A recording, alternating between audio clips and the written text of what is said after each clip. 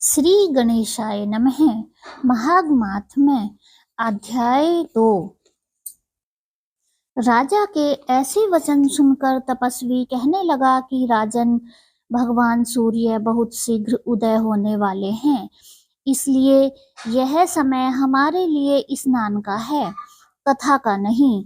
सो आप स्नान करके अपने घर को जाओ और अपने गुरु श्री वशिष्ठ जी से इस महात्म्य को सुनो। इतना कहकर तपस्वी सरोवर में स्नान के लिए चले गए और राजा भी विधि पूर्वक सरोवर में स्नान करके अपने राज्य लौटा और रनिवास में जाकर तपस्वी की सब कथा रानी को सुनाई। तब सूत जी कहने लगे कि महाराज, राजा ने अपने गुरु वशिष्ठ जी से क्या प्रश्न किया और उन्होंने क्या उत्तर दिया, सो कहिए। व्यास जी कहने लगे, सूत जी, राजा दिलीप ने रात्रि को सुख से सोकर प्रातः समय ही अपने गुरु वशिष्ठ जी के पास जाकर उनके चरणों को छूकर प्रणाम करके तपस्वी के बतलाए हुए प्रश्न को अति नम्रता से पूछा कि गुरुजी, अपने आचार, दंड, नीति, राज्य, धर्म तथा चारों वर्णों के चारों आश्रमों की क्रियाओं, दान और उनके विधान, यज्ञ और उनकी विधियां, व्रत, उनकी प्रतिष्ठा तथा भगवान विष्णु की आराधना अनेक प्रकार से तथा विस्तार पूर्वक मुझको बतलाई। अब मैं आपसे माघ मास के स्नान के महात्म्य को सुनना चाहता हूँ। सो हे तपोधन, नियम पूर्वक इसकी विधि समझाइए।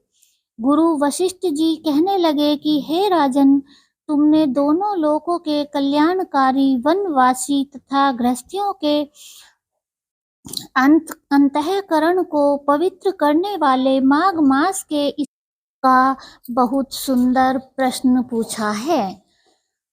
मकर राशि के सूर्य के आने पर माघ मास में स्नान का फल गो, भूमि, तिल, वस्त्र, स्वर्ण, अन्न, घोड़ा आदि दानों तथा चंद्रायन और ब्रह्मकुज व्रत आदि से भी अधिक होता है।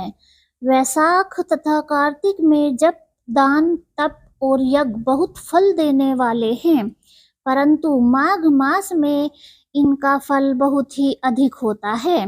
माघ में स्नान करने वाला पुरुष राजा और मुक्ति के मार्ग को जानने वाला होता है।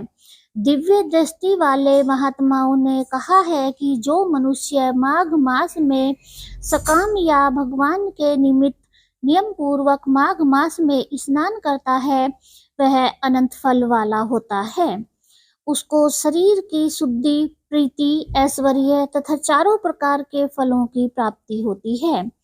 अदिति ने 12 वर्ष तक मकर संक्रांति में अन्न त्याग कर स्नान किया। इससे तीनों लोकों को उज्जवल करने वाले 12 पुत्र उत्पन्न हुए। माघ में स्नान करने से ही रोहिणी, शुभगा, अरुंधति, दानशीला हुई और इंद्राणी के समान रूपवती होकर प्रसिद्ध हुई। जो माघ मास में स्नान करते हैं तथा देवताओं के पूजन में तत्पर रहते हैं, उनको सुंदर स्थान, हाथी और घोड़ों की सवारी तथा दान को द्रव्य प्राप्त होता है और अतिथियों से उनका घर भरा रहता है और उनके घर में सदा वेद ध्वनि होती रहती है। वह मनुष्य धन्य है जो माघ मास में स्नान करते हैं, दान देते हैं तथा व्रत और नियमों का पालन करते हैं और दूसरों पुण्यों के क्षीण होने से मनुष्य स्वर्ग से वापस आ जाता है। परंतु जो मनुष्य माघ मास में स्नान करता है, वह कभी स्वर्ग से वापस नहीं आता। इससे बढ़कर कोई नियम, तप, दान, पवित्र और पाप नाशक नहीं है। भृगु जी ने मणि पर्वत पर विद्याधरों को यह सुनाया था। तब राजा ने कहा कि ब्राह्मण भृगु ऋषि ने कब मणि पर्वत पर विद्याधरों को उपदेश दिया था, सो बतलाइए। तब ऋषि जी कहने लगे कि राजन, एक समय 12 वर्ष तक वर्षा न होने के कारण, सब प्रजा क्षीण होने के कारण संसार में बड़ी उद्विग्नता फैल गई। हिमाचल और विंध्याचल पर्वत के मध्य का देश निर्जल होने के कारण श्राद्ध, तप तथा स्वाध्याय सब कुछ छूट गए। सारा लोक विपत्तियों में फंसकर प्रजाहीन हो गया। सारा भूमंडल फल और अन्न से रहित हो गया।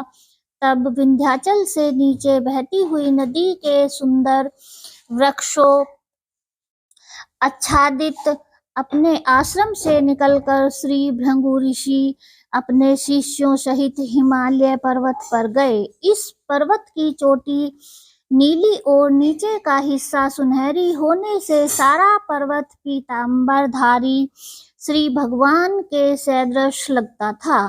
पर्वत के बीच का भाग नीला और बीच बीच में कहीं कहीं सफेद स्फटिक होने से तारों से युक्त आकाश जैसी शोभा को प्राप्त होता था। रात्रि के समय वह पर्वत दीपकों की तरह चमकती हुई दिव्य औषधियों से पूरित किसी महल की शोभा को प्राप्त होता था। वह पर्वत शिखाओं पर बांसुरी बजाती और सुंदर गीत गाती हुई किन्नरियों तथा केले के पत्तों की पताकाओं से अत्यंत शोभा को प्राप्त हो रहा था। यह पर्वत नीलम, पन्ना, पुखराज तथा इसकी चोटी से निकलती हुई रंग बिरंगी किरणों से इंद्रधनुष के समान प्रतीत होता था। स्वर्ण आदि सब धातुओं से तथा चमकते हुए रत्नों से चारों ओर फैली हुई अग्नि ज्वाला के समान शोभायमान था। इसकी कंदराओं में काम पीड़ित विद्याधरी अपने पतियों के साथ आकर रमण करती हैं और गुफाओं में ऐसे ऋषि मुनि जिन्होंने संसार के सब कलेशों को जीत लिया है, रात दिन ब्रह्मा का ध्यान करते हैं और कई एक हाथ में रुद्राक्ष की माला लिए हुए शिव के आराधना में लगे हुए हैं। पर्वत के नीचे भागों में जंगली हाथी अपने बच्चों के साथ खेल रहे हैं तथा कस्तूरी वाले रंग बिरंगे मृगों के झुंड इधर उधर भाग रहे हैं। यह पर्वत सदा राजहंस तथा मोरों से भरा रहता है, इसी कारण इसको हम कुंड कहते हैं। यहाँ पर सदैव ही देवता, गुहा और अप्सरा निवास करते हैं। जय हो।